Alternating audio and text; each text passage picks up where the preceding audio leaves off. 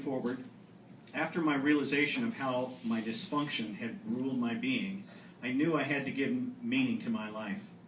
I had to do something to help others heal. The life skills I had learned in my many careers and in overcoming my victimization had prepared me to make a difference. I have decided to become a victim's advocate. After the struggle of the last 3 years on the road to recovery, I believe I can be fearless in responding to any opportunity that comes along. A year ago, I saw an article in the paper about a woman who was walking from one end of the state to the other to bring awareness to sexual abuse. Her daughter had been abused as a child, but Oregon's statute of limitations had run out. The woman was angry and wanted to do something, anything to help her daughter.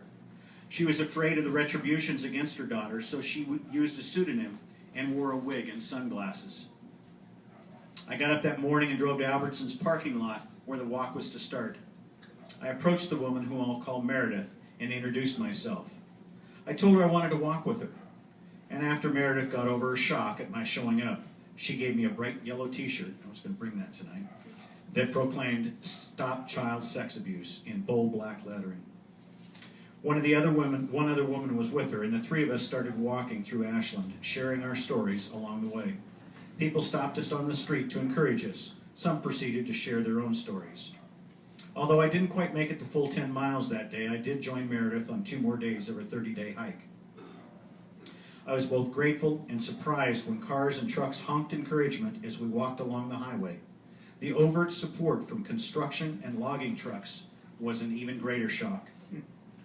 It didn't seem like much of a commitment on my part, but it felt good to step out for the first time.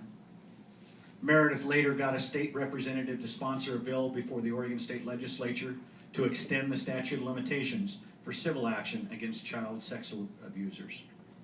Advocating for that extension, I testified before the Senate Judiciary Committee along with 2 other members, 2 other victim survivors. Later that day, I found myself being televised on the 6 o'clock news in the city I'd lived most of my life. Over the next few weeks, I heard from people I hadn't talked to in years. Some were shocked, some just said, "Way to go." A few religious groups organized in opposition to the bill. Apparently, they felt it might increase their liability. On the day of the vote, one senator got up and gave an impassioned and courageous speech about the abuse she suffered as a child. She ended it by recounting how her cousin, who had also been abused, had committed suicide after years of prostitution. After a close vote, the bill passed and became law January 2010. A few months later, skipping there, okay, going to move to a final poem here. Shed the Shame. Since I started speaking out, lots of people have been coming up and talking all secret like, some even whisper, telling me what happened in their family, to them, their husbands, or their sons. It occurs to me that it ain't okay in society to tell these things to nobody. We think people don't want to hear, and then there's the biggie, shame. If you or your child had a horrible disease, or you were hurt in an accident, you would have no fear of sharing. Neighbors would bring over a casserole. Empathy would flow freely. But nay, with sexual abuse of our children, we go inside, we close the windows and blinds, keep the secret. The shame of the abuser is worn by the victim. Perhaps it's time for release. Open the windows and doors. Tell the secret. Set the victim and their family free. Validate what happened to him or her.